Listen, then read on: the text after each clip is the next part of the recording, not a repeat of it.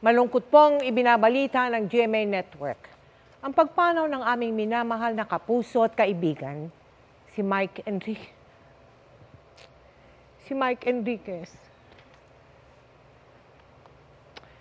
Siya po ay 71 taong gulang.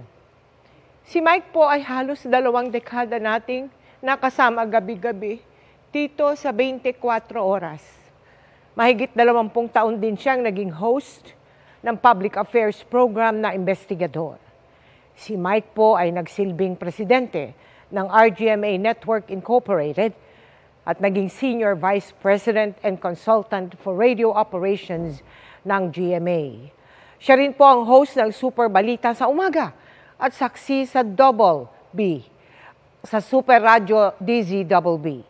Mahigit 50 taon ng buong pusong naglilingkod sa mga manonood at tagapakinig si Mike na nagsimula sa industriya noong 1969 at naging bahagi ng GMA Network noong 1995. Nagluluksa po ang Board of Directors, Management at Empleyado ng GMA Network Incorporated sa pagpanaw ni Mike.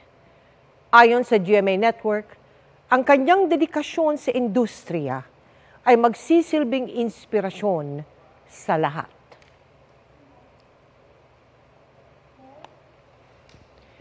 Sa mahigit 50 dekada niya sa industriya ng broadcasting, hindi maikakaila ang tatak at kontribusyon ni Mike Enriquez sa trabahong kanyang minahal ng buong puso.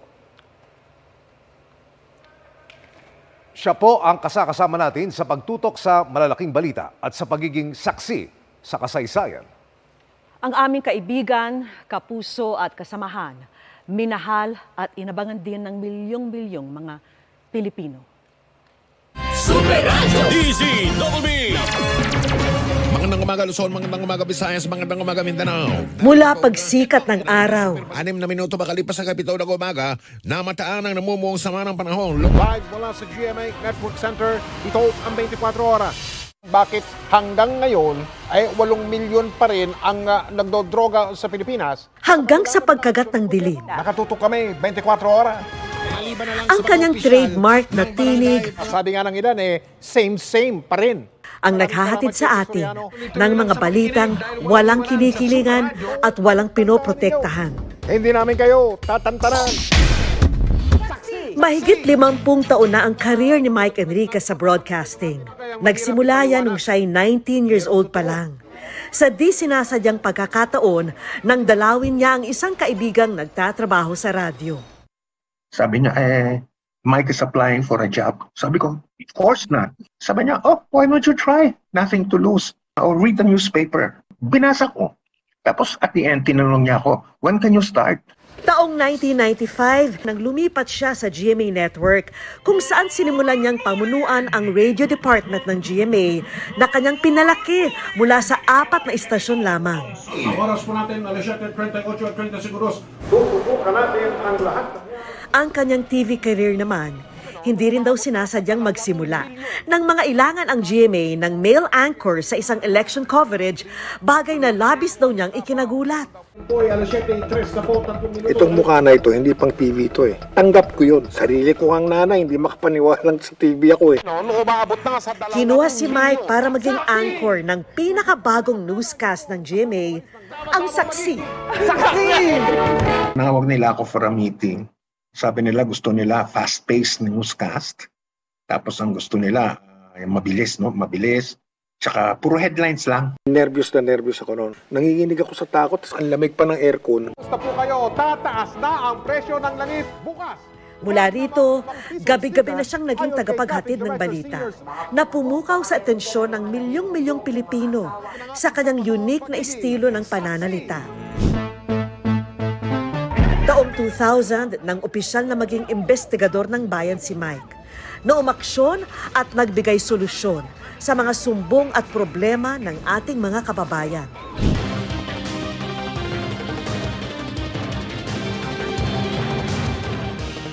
At pagsapit ng 2004, lalo pa siyang naging bahagi ng bawat gabi ng mga Pilipino. Narito ang pinakarespetado, pinakapinagkakatiwalaan, nang maging isa sa mga anchor ng 24 oras. Ito ang 24 oras. Dahil hindi natutulog ang balita. Ang 24 oras na investigador ng bayan, tunay na ngang walang inaatrasan. Ng eleksyon 2010, si Senador Noynoy Aquino. Senador, magandang gabi po. Magandang gabi rin, Manong Mike.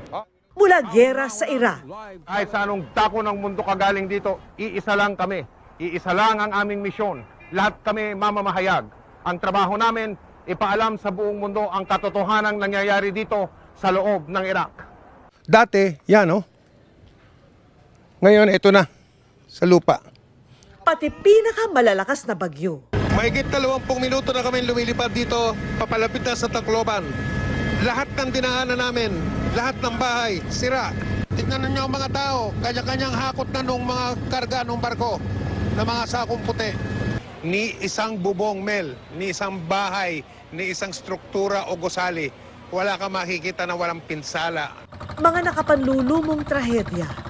Hindi pa rin po nakakabangon mula sa nangyaring bakbakan ang dating sentro ng komersyo dito po sa Marawi.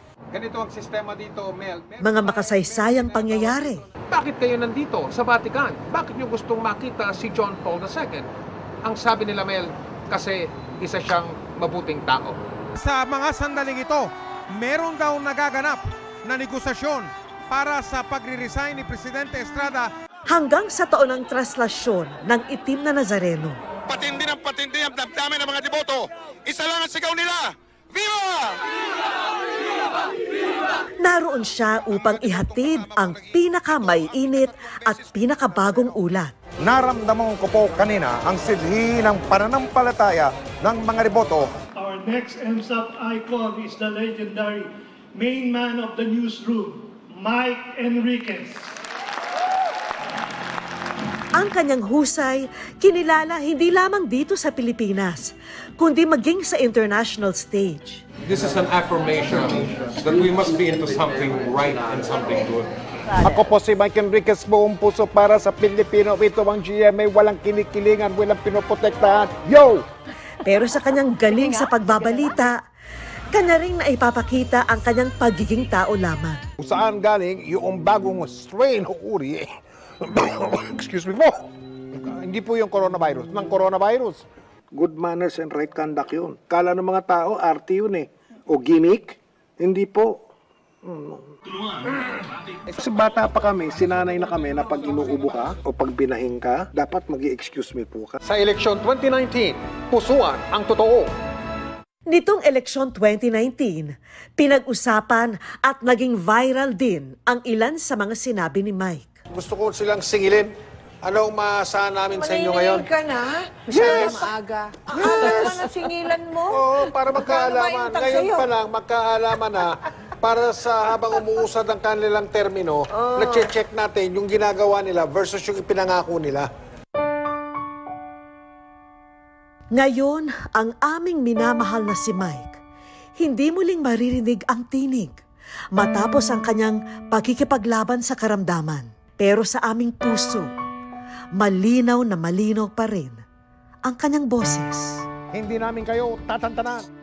Ako po ang inyong kapuso, Mike Enriquez. Totoo, may paninindigan. Gabay namin sa paghahatid ng serbisyo at katotohanan at ng matapang na pagbabalita.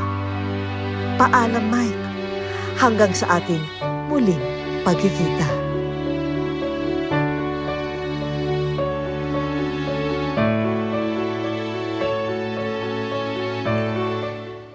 Alam nyo, gusto kong palakpakan si Mike. Galing talaga. Woo! At yan po ang mga balita ngayong Martes. Ako po si Mel Tiangco. Ako naman po si Vicky Morales para sa